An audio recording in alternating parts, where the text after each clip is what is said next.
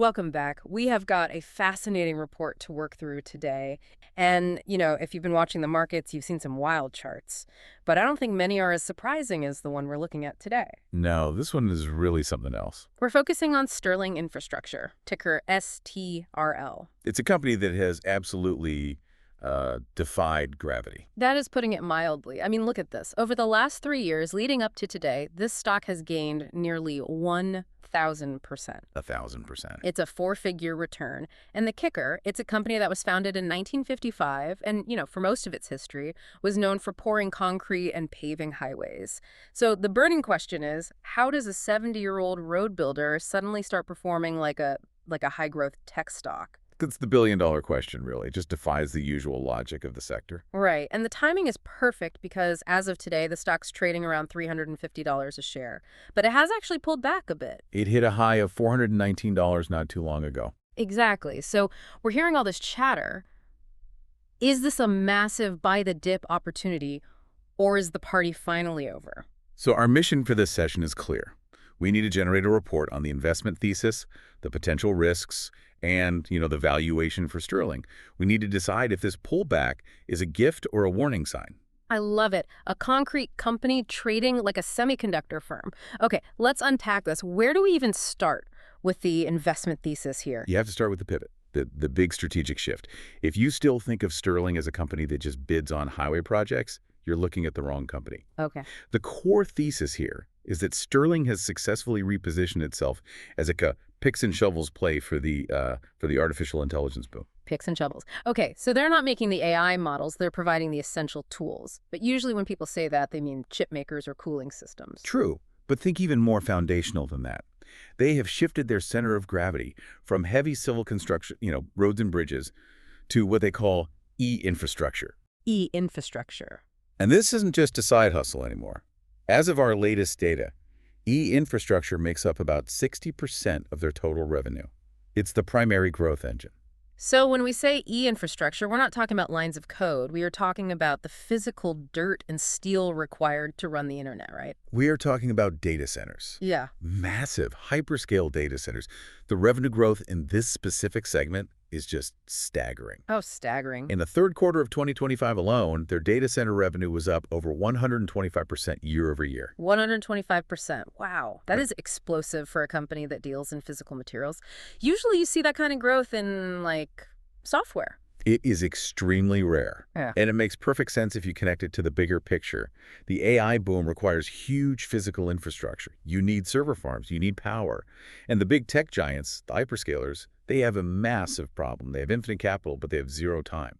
They need speed to market. They need these things built yesterday because the race for AI dominance is just so tight. Speed is the currency. And that brings us to the real catalyst that accelerated this whole transformation, the acquisition of CEC Facilities Group. Right, I saw that in the notes. It was a big price tag, wasn't it? Something like $505 million. This is a hefty price. But we have to look at what they bought. CEC adds electrical and mechanical services to Sterling's existing civil site work. Okay, so the buzzword is integrated site solution.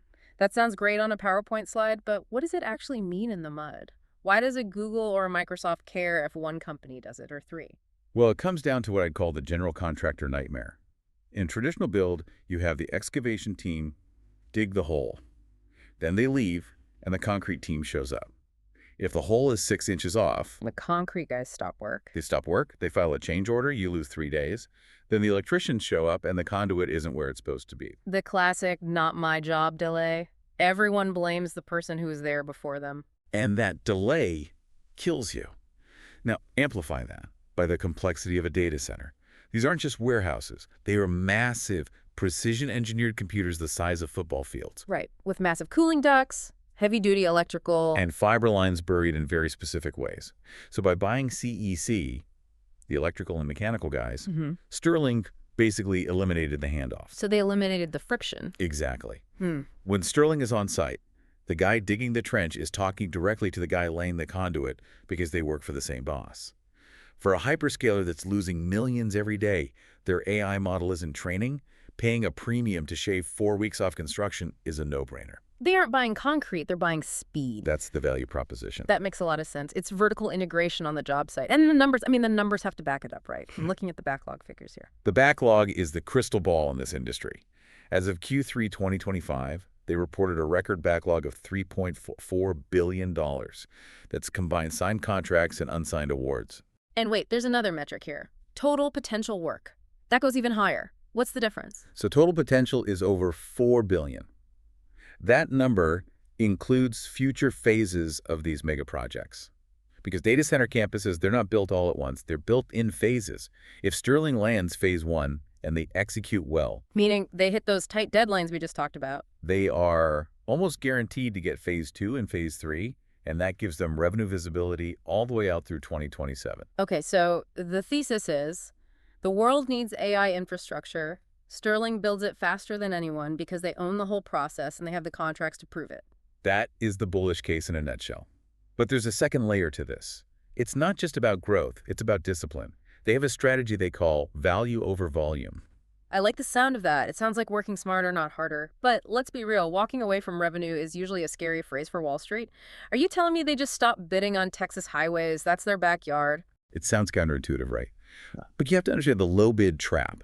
In public works, especially simple highway paving, the state is legally required to take the lowest qualified bidder. It forces companies to bid with absolutely zero margin for error. It's a race to the bottom. It's a race to bankruptcy. If it rains for a week or diesel prices spike, you lose money on the job. Sterling looked at the math and realized, we are busy, but we aren't rich. So they shifted.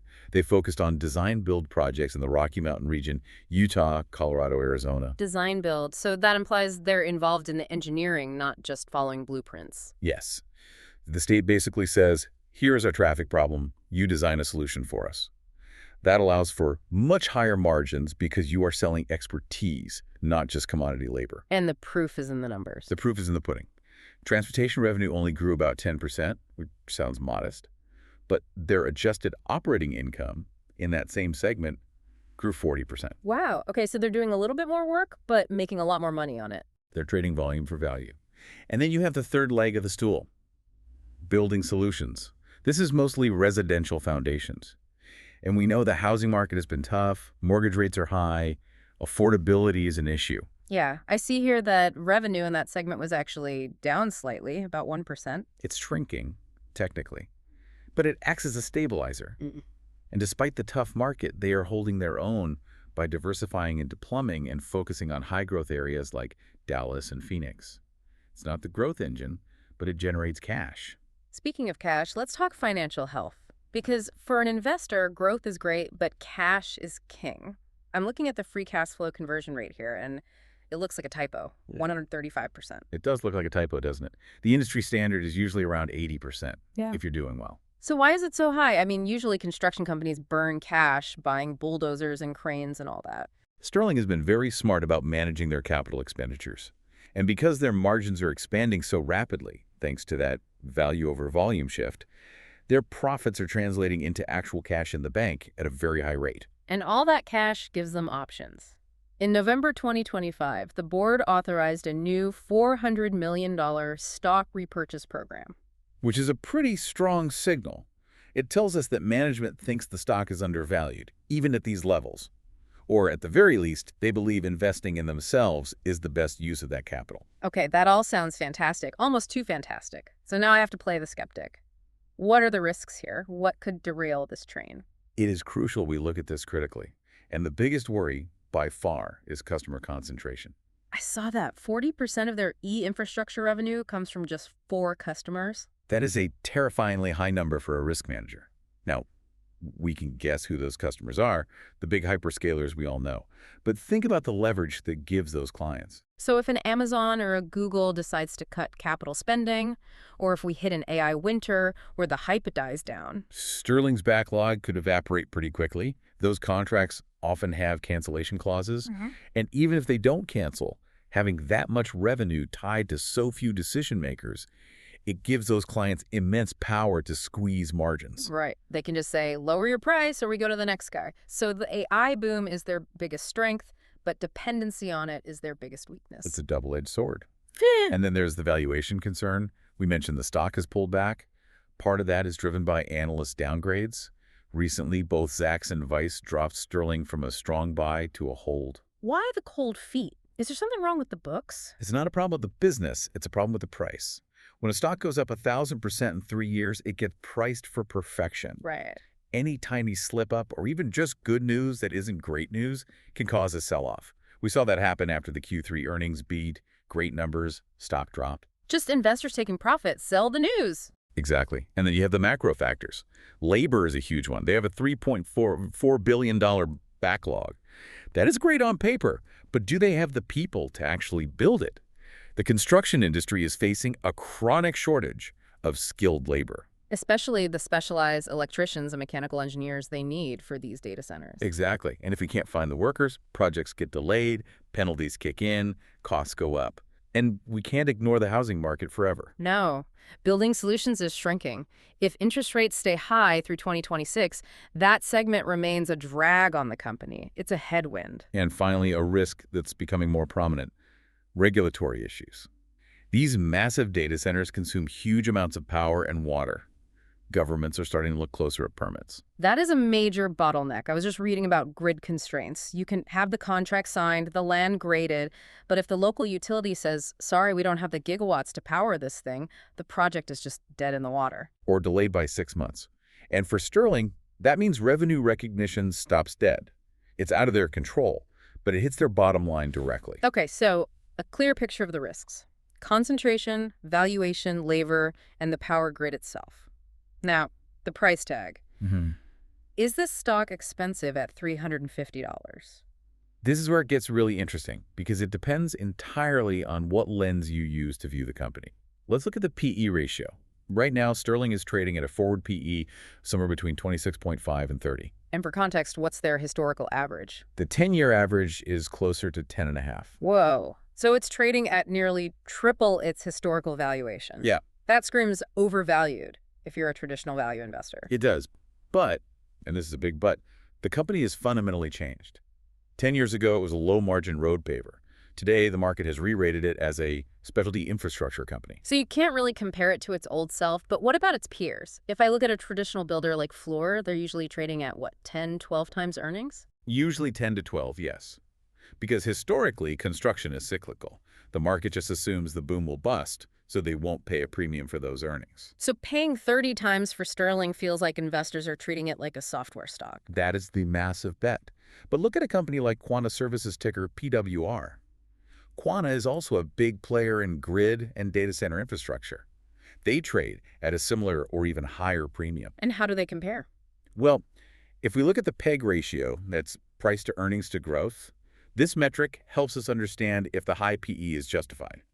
And here, Sterling might actually look cheap. Oh. Sterling has a PEG of around 1.25. Quanta is up around 1.93. Can you break that down for someone who might not be a math whiz? What does that tell us? Think of it like buying a car. The PE is the price of the car. The growth is how fast the car goes. Quanta is an expensive car that goes fast. Sterling is a slightly cheaper car that goes just as fast, maybe faster. You're paying less for every unit of growth you get. So, relative to the growth it's delivering, Sterling is actually a better bargain than some of its direct competitors. Growth at a reasonable price. That is the argument. If you believe the growth story continues, the valuation is justifiable. If growth slows, it is incredibly expensive. What are the analysts saying on the street? What's the consensus? It is mixed, as we saw with those downgrades to hold. But interestingly, the average price target is still sitting around $460. And with the stock at $350, that implies a potential upside of over 30%. Right, so the consensus seems to be hold if you're worried about short-term volatility, but if you look at the fundamentals, there's still significant room to run. It really feels like the market is trying to figure out what identity card to give this company. Is it a builder or is it a tech enabler? That is the crux of the entire valuation debate. All right, let's synthesize this into a clear report. If we had to summarize the three main takeaways from this analysis, what are they? Point 1 is the thesis. Sterling Infrastructure has successfully pivoted to become a prime beneficiary of the AI and data center boom. They're solving the speed problem for big tech. Okay, point 2. The risks. Success here is heavily reliant on a very small number of massive clients and the continuation of the AI spending spree. Plus, they have to navigate labor shortages and grid constraints. And point three? Valuation. The stock is expensive by historical standards, no doubt, trading at 30 times earnings versus a history of 10. But compared to other high-growth infrastructure players, and factoring in their growth rate, it might still be undervalued. It's a fascinating case study in business transformation, from paving asphalt to wiring the brains of the internet. It really is, and I'd leave the listener with this thought to mull over. We talk about the internet as this cloud-based ethereal thing, but the internet is physical. It is steel, concrete, and copper. It has to live somewhere. Exactly. So do you view the company building that physical home as a construction trade, which typically gets a low valuation, or do you view it as a technology trade, which gets a high valuation? The answer to that question basically determines whether you think this stock is expensive or a bargain at $350. Precisely. If they're just pouring concrete, walk away. If they are enabling the future of AI, then $350 might look cheap in hindsight. That's a great place to leave it. A lot to think about regarding Sterling Infrastructure. We'll keep tracking their backlog execution and those data center numbers as the year progresses. It's going to be an interesting year for them. Absolutely. Thanks for joining us for this analysis. Continue to watch for our next release.